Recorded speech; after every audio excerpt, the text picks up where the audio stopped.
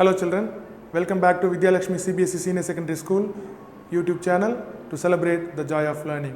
In today's class, we'll be seeing a poem called A Thing of Beauty from Grade 12 English. A Thing of Beauty. This poem is written by John Keats, one of the famous Indian poets, children. His works are still relevant. Through this poem, John Keats has defined what is thing of beauty. So without wasting much of our time, we'll just jump into the poem. Let's see. A thing of beauty is a joy forever. Now, John Keats wants to make things simple and he introduces a thing of beauty with such a bang. He says, a thing of beauty is a joy forever. Okay, joy means utmost happiness forever. The happiness that you drive out of it will be forever and ever. Happiness, joy can be taken for happiness. Forever means ever. A thing of beauty is a joy forever. Its loveliness, its beauty will keep on increasing. Its loveliness increases, it will never pass into nothingness. Its loveliness will keep on increasing and it will never pass into nothingness. It will never be nothing. It will never be zero. It will always keep on increasing. It will never be zero, but will keep a bower. Bower means shade. It will keep us a shade for us and a sleep. It will give us a sleep. This thing of beauty will give us a sleep. Through that sleep, we'll be having sweet dreams. Okay, a thing of beauty will be so soothing for us to relax like a shade, and out of which we will be getting a sleep. That sleep will be giving sweet dreams for us and health. More than anything, we will be healthy. If we are happy, automatically we will be healthy, children. Being happy is the only way to be healthy. So the poet says, this thing of beauty will give us health and quiet breathing. Sometimes if you are hesitant, sometimes if you are anxious, your breath will be like, kind of restlessness will be like peeping in your heart. But whereas here, if you experience this thing of beauty, it will give us a quiet breathing. Breathing which is so soothing for our body to accept and resist. The breathing will be so quiet. The poet says, a thing of beauty is a joy forever. It's like happiness forever and ever. Its loveliness will keep on increasing. It will never pass into nothingness. Okay, but will give us a bower. Bower means shade for us and a sleep. Through a sleep, we will be getting sweet dreams and health and quiet breathing. We will be breathing easily without any problem. And then furthermore, he just continues his explanation by saying, therefore, on every morrow, on every next day, are we wreathing a flowery band to bind us to the earth. We will be praying for the nature to bind us to the earth. Okay, wreathing a flowery band to bind us to the earth. Just see how these beautiful flowers are. If we are in the midst of this kind of a flower, we'll feel like we are so close to the nature.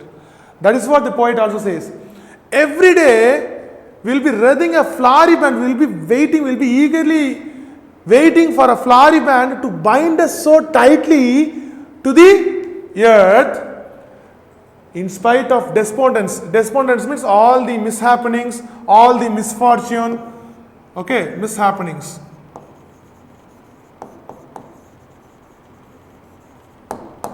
In spite of all these mishappenings of the inhuman death.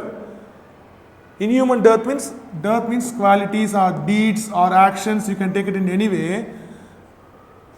In spite of all the inhuman activities and dealings done by the human beings of noble natures, there are also people who do good things, who do bad things. Okay. Of the gloomy days, you can even take the gloomy days for this instance. Gloomy days means a bad day or a sad day. dull day.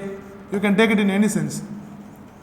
In spite of all the mishappenings of the inhuman deeds of the human beings, of the noble natures of the human beings, maybe because of some dull days, of all the unhealthy and over darkened ways. Unhealthy means not comfortable, not good, not feeling happy. So of all the unhealthy and over darkened ways, over darkened means sad, utmost sadness, utmost sadness.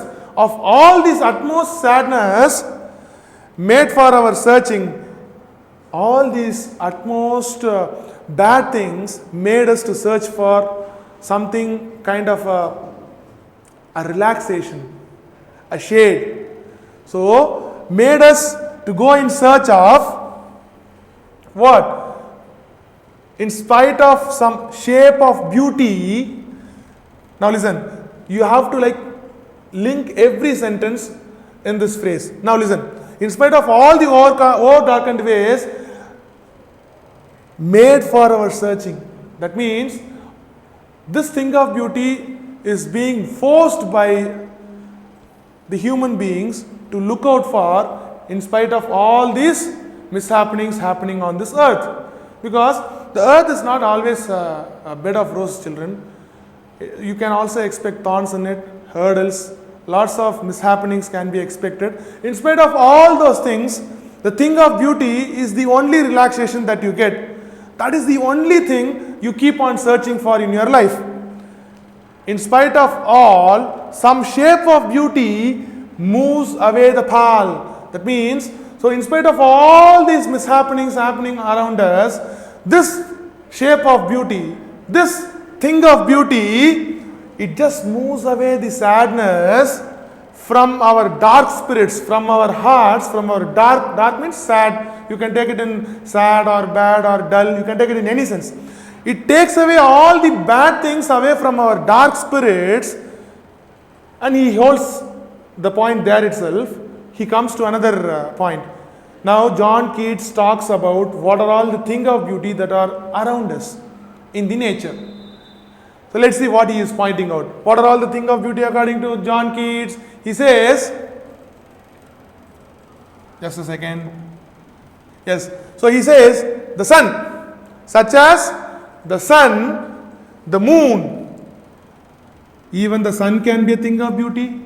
In winter season, the sun will be the thing of beauty, because when we feel the sunlight on our body, we'll feel, wow.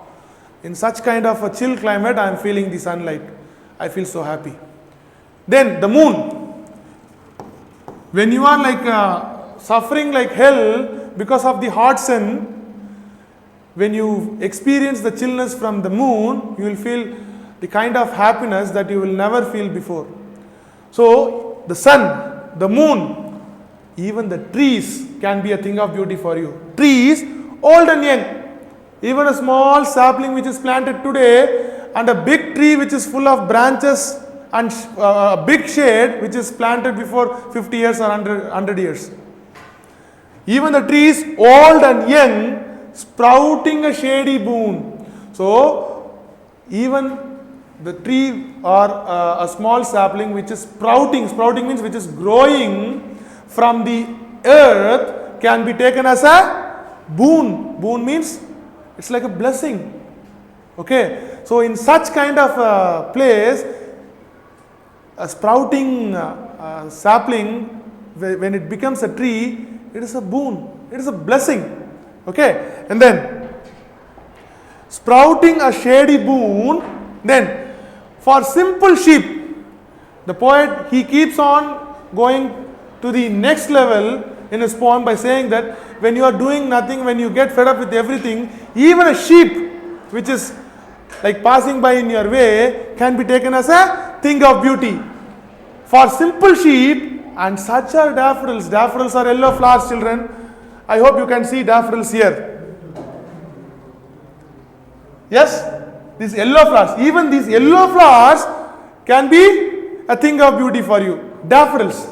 These flowers are termed under the name daffodils. And such are daffodils with the green world they live in.